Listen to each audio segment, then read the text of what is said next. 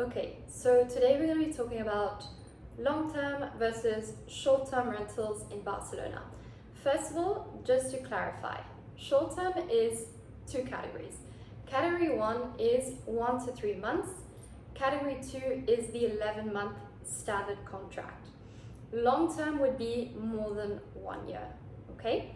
So let's get into it. First of all, short-term and what's happening with the market right now in Barcelona. So the main dilemma that we have as an agency is a lot of expats are coming to Barcelona, and of course they've caught hold of the local gossip, which is you have to get a long-term apartment because it's very difficult to find one, and on top of it, short-term rentals, you will have to pay an agency fee on top of the contract, standard contract, which is 2 months deposit, the rent when you enter, and plus agency fee. So it's that extra fee, okay? So the first time we meet a client, we get bombarded by this wave of, I just want a long term. Okay.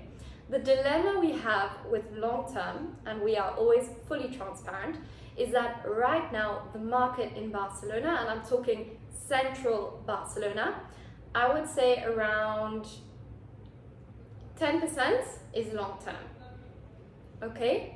Which means 10% is long term, but because it's so competitive, the chance of actually getting that long term is very slender. And that's why if you really want it, your tenant profile has to be amazing. But as an agency, we cannot work with a client, and we don't work with clients that only say we will only do a long term. Unless, and bear with me here because there's a lot of information coming through, unless you are looking for unfurnished, a budget above 2,000 euros, borderline 1,900, 1,800, so unfurnished, above 2,000 euros, you have a great tenant profile, so you're really making at least 4 times what the rent is, you're not picky, and you're fast, okay? So then, yes, we can work with you. But if we're looking at the classic clients between 1,500 3,000, maybe isn't, well, definitely an expat coming in. So as we have said in previous videos, it doesn't mean that now you're the top tenants, the best standout tenants. You're the mid category, and we want to try and elevate that, okay?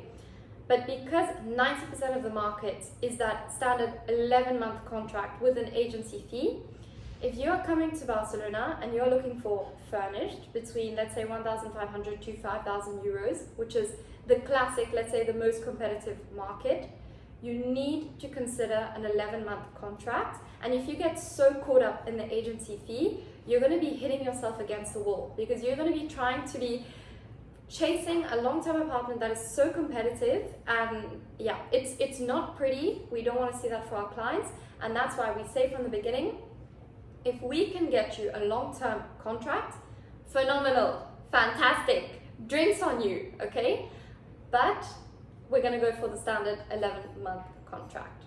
So let's talk about the different costs involved and what you can get for each. So 1 to 3 months, normally this is when, if you're coming to Barcelona and you want to find a place, for, I don't know, 1 month or 2 months, so that when you come here, you can do the visits with, for example, ourselves or another agent on the ground, or by yourself, okay?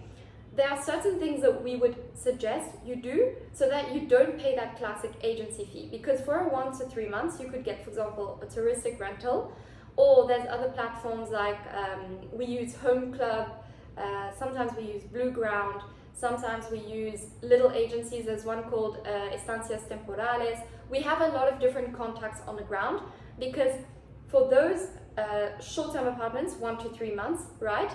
They might not charge the agency fee, but the apartments will be a little bit more aesthetic, but they won't have that agency fee. They'll have like a smaller fee. The apartments will be a little bit more expensive, okay?